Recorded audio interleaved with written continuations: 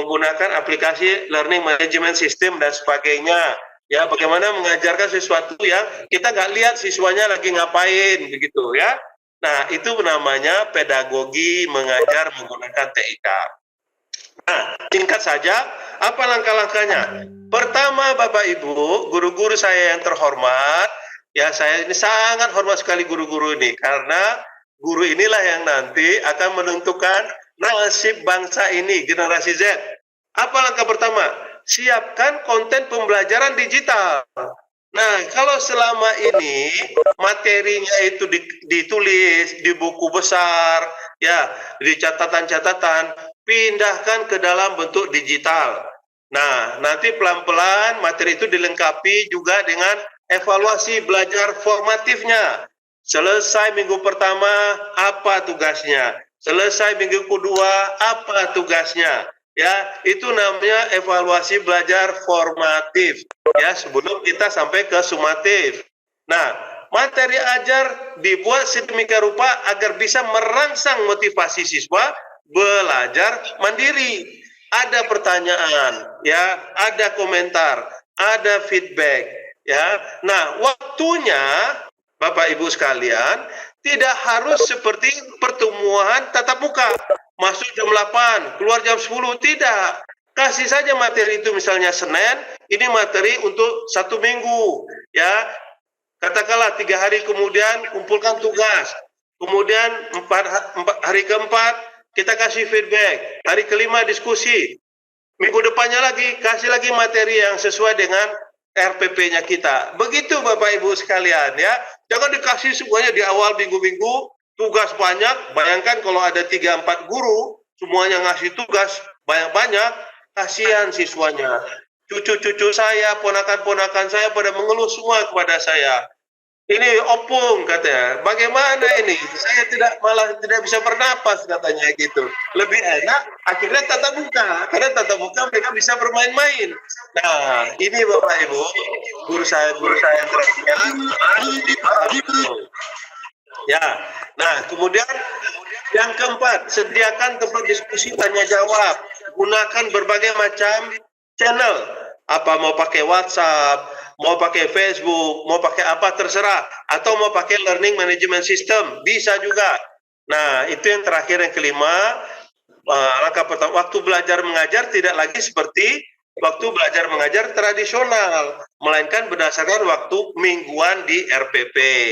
Itu yang pertama. Yang kedua, tertibkan teknologinya.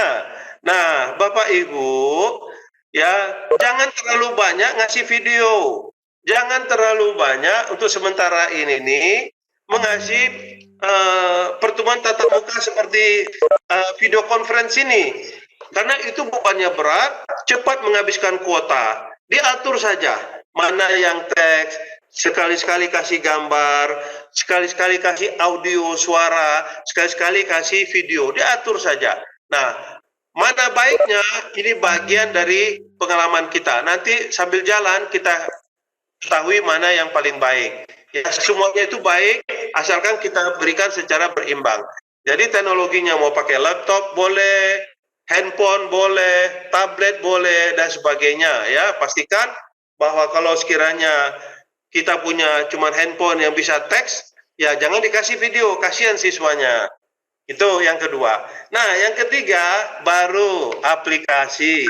Aplikasinya banyak sekarang Bapak Ibu sekalian. Mulai dari yang sosial media, apa yang paling kita sukai? Katakanlah WhatsApp, buat grup WhatsApp. Ya, Facebook, supaya tidak memberatkan siswa, taruh video-video pembelajaran singkatnya di Facebook. Ya, taruh gambar-gambarnya di Facebook. Boleh setiap saat, kapan saja siswanya melihat. Ya, nah kalau mau canggih lagi, pakai learning management system namanya, Moodle. Nah, sumber-sumber pembelajaran pun banyak yang sudah tersedia gratis, Bapak Ibu sekalian. Ambil aja contohnya satu, rumah belajar.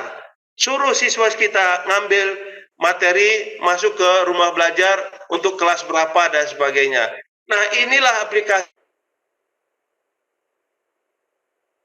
Boleh kombinasi materi video saya taruh di Facebook, diskusi saya menggunakan WhatsApp, kita ini ada di YouTube. Banyak sekali. Yang saya sarankan tidak selalu sering digunakan adalah kita video conference seperti ini. Kasihan siswa kita pulsanya jebol, Bapak Ibu sekalian. Apalagi di sana mungkin sinyalnya masih banyak yang lemot. Nah, apa tips belajarnya?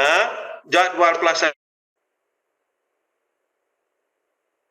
kuadran 1 yang tadi itu benar fix. Masuk jam 8, keluar jam 10, masuk lagi jam 10, keluar jam 12. Ya, kalau ini flex, catat saja ya. Pemberi honor nanti harus percaya kalau sudah ada jejak-jejak digitalnya mengajar, udah kasih saja honornya. Tidak lagi honor itu berdasarkan berubah. Ya, COVID ini menyuruh kita berubah. Ayo kita berubah. Sekali. Jadi jangan menentang sunatullah saja. Ini sunatullahnya sudah membilang kita untuk berubah. Yang bisa survive itu adalah orang yang bisa beradaptasi terhadap perubahan. Atau durasi pengumpulan tugas tidak singkat. Jangan dikasih jam 10, jam 12 siang udah mesti kumpul. Kasihan murid kita. Ya, ada yang bilang orang tuanya masih kerja, ada yang bilang orang tuanya belum bisa membantu. Kasih waktu itu 1 hari, 3 hari, tidak apa-apa. Nah, kemudian sediakan sesi diskusi tadi dengan sosial media atau aplikasi yang disukai. Boleh WhatsApp, boleh Facebook, apapun. Kamu nggak usah beli konten yang mahal-mahal dari mana? Dari Amazon, dari mana gitu. Nggak perlu. Banyak sekali di Google itu, Bapak Ibu cari materi-materi yang gratis. Itu tips belajarnya. Terakhir, penutup, belajar online suatu keniscayaan. Bahasa Arabnya ini sunatullah, Bapak Ibu sekalian. Ya, jangan kita tentang sunatullah ini nih. Ya, jangan juga bermimpi saat ini kita mau belajar tatap muka. Kita membunuh orang itu. Kita percaya saja kepada sunnah Rasulullah yang sudah ditetapkan oleh nggak usah kumpul, bahkan ke masjid saja dilarang kita. Ya, udah percaya saja. Nanti kalau dihisab di akhirat, ditanya sama malaikat, kenapa kau tidak sembahyang Jumat? Saya mengikuti fatwa. Bilang, apa udah? Malaikat pun tahu itu. Ya, sama ini. Kenapa kau tidak mengajar tatap muka? Saya sudah mengikuti umara, pemerintah melarang.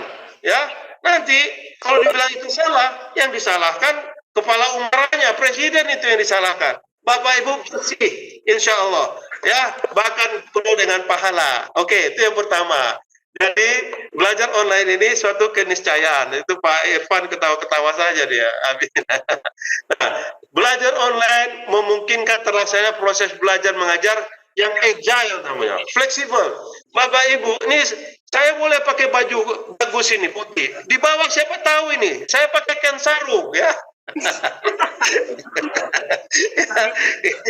Jadi, nah, kemudian belajar online ini yang ketiga ini yang bagus sekali. Inilah momen yang paling tepat lagi kita konsolidasi di keluarga.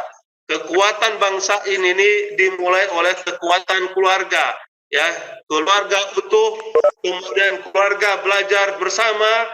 Keluarga, orang tua pun juga kalau nggak mengerti bertanya sama tetangganya, ya, atau langsung bertanya sama gurunya, terjadi interaksi yang luar biasa. Itulah yang namanya academic atmosphere, ya, itulah namanya yang namanya kita masyarakat belajar. Nah, kemudian yang keempat, belajar online dapat meningkatkan mutu pendidikan. Kenapa? Banyak guru-guru, mohon maaf, kayak kami dosen ini, dia bisa mengajar tapi belum berpengalaman, baru lulus 2 tahun yang lalu. Sementara ada guru senior yang sudah pengalaman 20 tahun mengajar materi yang sama, pastilah dia lebih bagus mengajarnya. Nah, kita ambil pelajaran dia itu, ya, kemudian kita ajarkan sehingga kita tidak pusing-pusing lagi membuat materi yang baru. Bagi yang materinya diambil, insya Allah pahalanya mengalir sama dia. Bagi yang mengambil, insya Allah cepat dia belajar bagaimana belajar yang baik. Ya, banyak sekali. Allahu Akbar. Ya. Nah, kemudian yang kelima, belajar online memicu berkembangnya berbagai konten pembelajaran digital yang positif dan berkualitas. Subhanallah, nauzubillah. Ini dari hasil penelitian kami, 95% konten itu tuh banyak konten negatif atau yang lebih banyak memberikan mudaratnya daripada manfaatnya. Kenapa? Salah kita juga. Kita sangat jarang sekali menyediakan konten positif yang bisa diambil di internet. Nah, sekarang saatnya kita buat konten positif banyak-banyak. Ya, jadi kalau sekiranya siswa kita pakai gadget sekarang, tidak lagi dia update status saja, tidak lagi dia hanya browsing gambar-gambar yang tidak senonoh, tidak aja dia main game, tapi dia sudah belajar dari pelajaran yang Bapak Ibu berikan. Ya, nah yang berikutnya, belajar online juga mempercepat berbagai sumber pembelajaran berkualitas, makin banyak tersedia. Jadi kita resource sharing, mudah-mudahan siapapun yang memproduksinya ini, ya kalau materinya banyak, nih seperti materi saya ini saya kasih sama Pak Irfan ini, nanti silakan dibagikan, ya, boleh dipakai di mana saja. Nah, berharap saya kepada Allah Subhanahu Wa Taala, materi saya ini berguna, insya Allah pahalanya ke saya. Ya, begitu Bapak Ibu guru harus berprinsip. Materi Bapak Ibu dibaca sama orang banyak, dibaca sama orang tua, dibaca sama tetangga, mereka merasakan manfaatnya, insya Allah kita semuanya dapat pahala. Kita akan ketemu lagi di surga nanti, insya Allah. Nah, terakhir, penetrasi TIK yang tinggi di Indonesia merupakan peluang kita untuk mempercepat penerapan belajar online. Saya sadar mungkin di beberapa tempat, di sana mungkin sinyalnya lemah. Justru ini kita minta bantuan kepada perusahaan telco maupun Pemda dipasang BTS. Ya, ini yang namanya last mile. Ya, nah kemudian yang kedua, handphone seperti ini, handphone saya boleh mahal, tapi setahun saya udah ganti.